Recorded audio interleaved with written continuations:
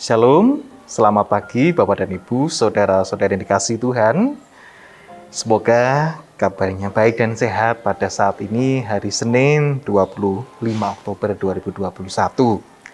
Mari sebelum kita mengawali aktivitas dan kehidupan yang kita jalani pada hari ini, kita mengkhususkan waktu untuk bersaat teduh di hadapan Tuhan.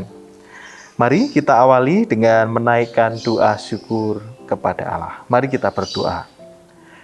Tuhan Allah, Bapa Surgawi, Tuhan Sang Pemilik kehidupan kami, di pagi hari yang sungguh teduh ini kami menghadap hadirat-Mu, mengaturkan puji syukur dan kemuliaan bagi nama-Mu. Tuhan senantiasa menjaga dan memelihara kami, sehingga pada saat ini kami boleh bangun dalam keadaan yang baik dan penuh berkat Tuhan. Bapa Surgawi, kami ingin mengawali hari kami dengan merenungkan firman-Mu. Kiranya Roh-Mu yang kudus menerangi hati dan pikiran kami, sehingga kami dimampukan memahami kehendak Tuhan melalui firman yang Engkau nyatakan. Kami sadar keberadaan diri dan hidup kami yang penuh dosa dan kesalahan. Di hadapan Tuhan dan sama, kami memohon pengampunan-Mu. Di dalam nama Tuhan kami Yesus Kristus, Sang Penebus kami naikkan syukur dan doa kami. Amin. Bapak, Ibu, Saudara-saudari yang dikasihi Tuhan, bacaan firman diambil dari bacaan leksionari harian, yakni pada saat ini diambil dari 1 Petrus 2 ayat 1 sampai dengan ayat 4. Demikian firman-Nya. Karena itu buanglah segala kejahatan, segala tipu muslihat dan segala macam kemunafikan, kedengkian dan fitnah.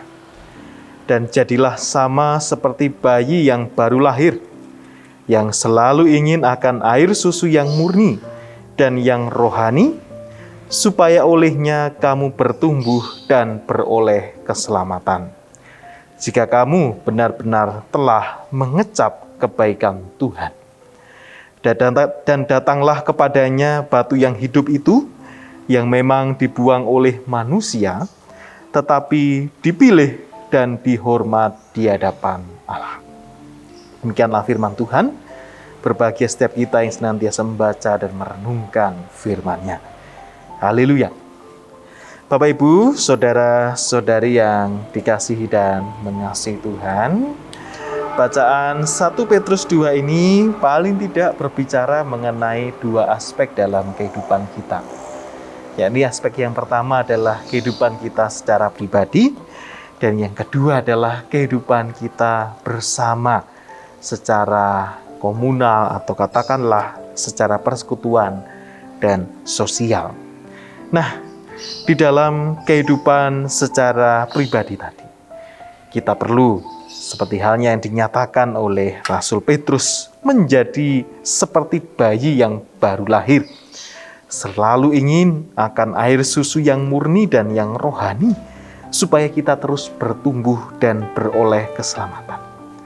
Artinya Bapak Ibu Saudara, secara pribadi kita, ketika sudah mengikut Kristus, sudah menyatakan pertobatan kita, dan senantiasa ingin mengikuti Tuhan, maka hendaknya kita seperti bayi yang baru lahir, yang tidak bernoda, yang tulus apa adanya, dan yang suci kehidupannya. Dan dengan demikian kita selalu ingin mendapatkan asupan-asupan, air susu yang murni dan yang rohani. Artinya selalu ingin mendapatkan kesegaran, kemurnian, dan khususnya adalah hal-hal yang kudus dan suci dari Tuhan Allah. Kenapa kita memerlukannya? Karena sebagai manusia kita terus hidup, dan dalam kehidupan itu di sana ada pertumbuhan. Nah, supaya kita terus bertumbuh dan beroleh keselamatan dari Tuhan, atau terus mempertahankan keselamatan sampai dengan kesempurnaan keselamatan dari Tuhan, maka asupan-asupan yang murni dan yang rohani tadi terus kiranya itu yang kita terima dalam kehidupan kita. Jika kamu benar-benar telah mengecap kebaikan Tuhan. Artinya itu bukan hal yang abstrak atau hal yang diawang-awang saja, melainkan itu nyata di dalam kehidupan keseharian kita yang telah mengecap kebaikan Tuhan. Nah, aspek yang pertama, kehidupan pribadi. Sedangkan aspek yang kedua, Bapak Ibu Saudara yang dikasihi Tuhan, adalah kehidupan di tengah lingkungan kita, bersama dengan orang lain, baik persekutuan maupun di tengah lingkungan sosial. Nah, Rasul Petrus mengajarkan supaya kita hidup di dalam kasih persaudaraan dan membuang segala hal yang buruk yang bisa menghambat kasih persaudaraan itu. Apa saja hal yang bisa menghambat kasih persaudaraan? Dikatakan di sana, segala kejahatan, segala tipu muslihat, segala macam kemunafikan, kedengkian, dan fitnah. Hal-hal tersebut hendaknya dibuang. Tidak kita lakukan, atau bahkan kita lakukan terus-menerus, tidak. Melainkan kita singkirkan segala kejahatan, tipu muslihat, kemunafikan, kedengkian, dan fitnah. Karena hal-hal ini kita lakukan dalam hubungannya dengan orang lain. Nah, dengan demikian Bapak Ibu dan Saudara-saudari yang dikasihi Tuhan, ketika kita sudah bisa membuang hambatan-hambatan tadi, maka kita bisa memulai untuk hidup dalam kasih persaudaraan, yang itu juga membantu meneguhkan pertumbuhan dan terus meneguhkan kita untuk berjalan di dalam jalan keselamatan yang sudah kita terima dari Tuhan. Nah, dua hal tadi Bapak Ibu Saudara, aspek pribadi dan aspek bersama dengan sesama kita. Tentu di dalam melakukannya semua perlu proses. Tidak yang ujuk-ujuk kita bisa mampu mewujud nyatakannya.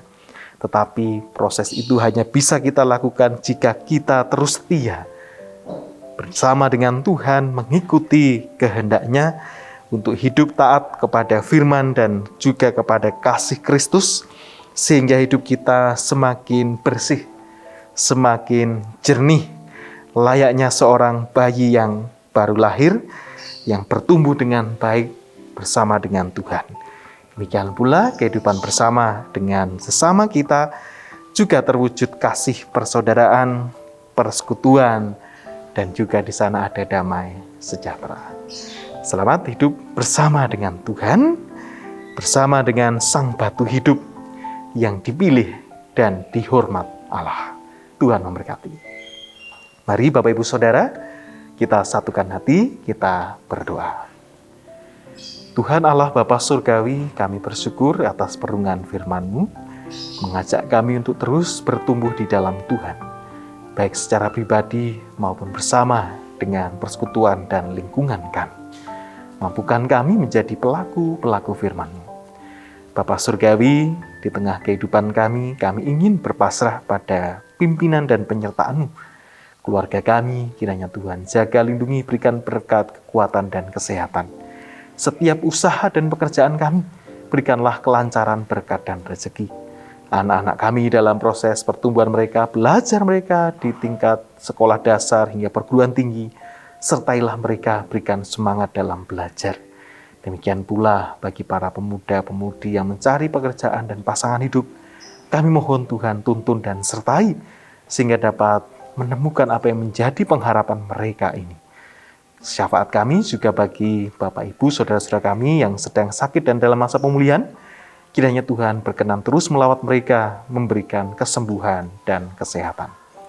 Ya Bapa, seutuhnya kami serahkan kehidupan yang akan kami jalani pada hari ini dalam pimpinan dan penyertaan-Mu. Di dalam nama Tuhan Yesus Kristus kami serahkan doa kami. Amin. Demikianlah Bapak Ibu, Saudara-saudara yang dikasihi Tuhan, sejenak saat teduh di pagi hari ini.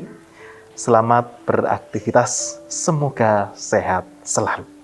Tuhan memberkati dan shalom.